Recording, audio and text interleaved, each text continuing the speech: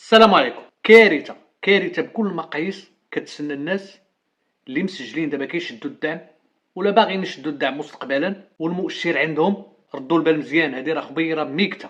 تقدر توفر عليك انك الا كتستافد من الدعم يتوقف لك في المستقبل القريب، هذا الشهر اللي داخل ولا الشهر اللي من موراه على اقصى تقدير يحبسوا لك الدعم. اذا اي واحد كيستافد دابا من الدعم ولا باغي يستافد من الدعم وعنده المؤشر ردوا البال مزيان مره اخرى ما بين 9.32 و 9.74، اذا عنده الحق في الدعم ودافع كيستافد ولا غيدفع. مرسوم جديد يلاه صدقت عليه الحكومه مازال ميكتو، يلاه البارح الخميس 28 شهر 11 2024 صدقت عليه الحكومه. الرقم ديالو 2/24/770. هذا المرسوم تيقول ان اي واحد من هاد الفئات اللي قلت لكم اللي كيستافد من الدعم ولا باغي يستافد من الدعم وهو عنده المؤشر فوق 932، اذا ما كيستافدش من امو التضامن، ما كيشدش امو التغطيه الصحيه الاجباريه، سطروا عليها حنا راجعين ليها، ما كيستافدش من التغطيه الصحيه الاجباريه فابور على حساب الدوله، عنده فوق 932 وما وصلش 9.74 اي قل من 9.74، اذا عنده الحق في الدعم. هاد الناس كاملين اجباري عليهم الا بغاو الدعم، ردوا البال مزيان، الا بغاو يستافدوا من الدعم ولا كيستافدوا من الدعم اجباري عليهم واحد ينخرطوا في التغطيه الصحيه في الضمان الاجتماعي امو الشامل ويخلصوا على المؤشر ديالهم. انا كنعاود نفكركم في الخلاص ديال المؤشر، ها الجدول ديالو كيبدا من 144 درهم وكيمشي حتى ل 1164 درهم، ولكن الناس اللي كيشدوا الدعم اللي عندهم المؤشر قل من 9.743 اللي هو العتبه ديال الدعم غيخلصوا على اقصى تقدير 176 درهم. اذا رسميا المرسوم تصادق عليه، بقات خطوه صغيره وحده هي انه يتنشر في الجريده الرسميه وغيبدا يطبق في حال العمال غير اجراء. الدعم غيبقى مقبول ليك، انت عندك المؤشر ما بين 9.32 و 9.74، الدعم غيبقى مقبول في منصه الدعم، الطلب مقبول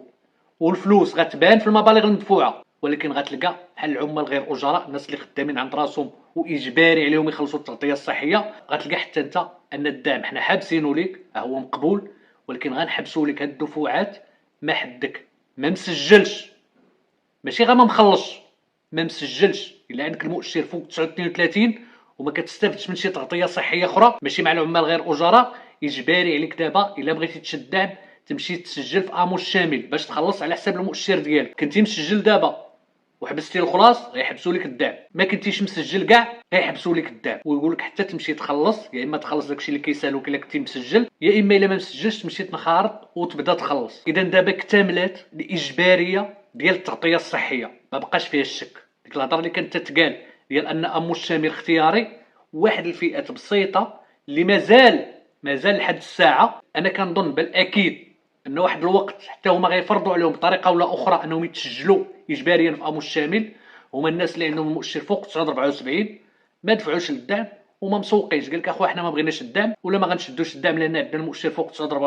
والا جينا نخرطوا في هذا امو الشامل غنخلصوا من 224 درهم حتى لفوق 1100 درهم. خويا بناقص انا ما بغيتش الدعم وما غتسجلش في هذا امو الشامل. لحد الساعه هادو هما اللي مازالين ما كاينش نص قانوني كيبزز عليهم ولا كيجبرهم يتسجلوا في التغطيه الصحيه امو الشامل، وامو الشامل هو اخر فئه غتفرض عليه التغطيه الصحيه،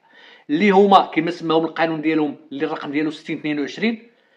ما هم اجراء ما خدامينش عند شي واحد يديكلاري بهم، ما هم غير اجراء ما خدامينش عند راسهم عندهم شي حرفه ولا فلاحه ولا تجاره كيخلصوا عليها، ولكن عندهم القدره على حسب المؤشر ديالهم انهم يخلصوا التغطيه الصحيه، فخرجوا لهم هاد امو الشامل. والفئه اللي كتستافد من الدعم اللي عندها المؤشر ما بين 9.32 حتى ل 9.74 وكتخلص هاد الفئه 144 درهم، الا عندك المؤشر فوق 932 ولكن ما فيش 9.51 غتخلص 144،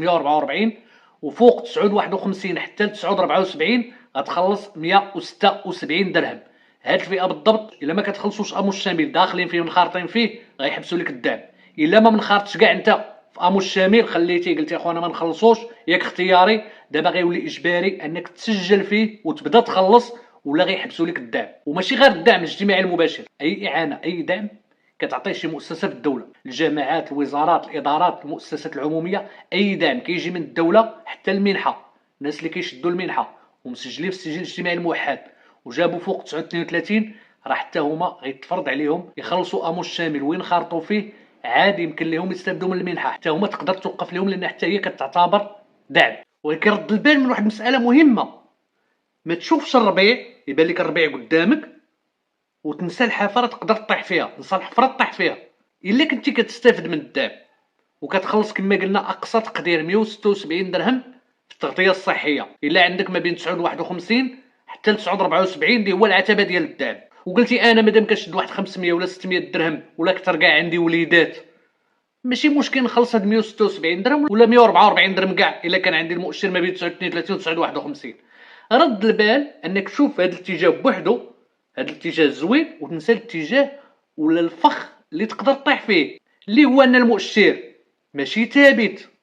معرض يطلع ومعرض ينزل. الا طلع راجعوا المؤشر ولا داروا واحد التحيين اوتوماتيكي اللي تعطيهم الحق على الاقل مره في العام، يديروا واحد التحيين اوتوماتيكي ولقاو عليك شي حاجه ولا زدتي انت شي حاجه ودخلات في السجل الموحد وطلعت لك المؤشر، راك غتضر من جوج بلايص.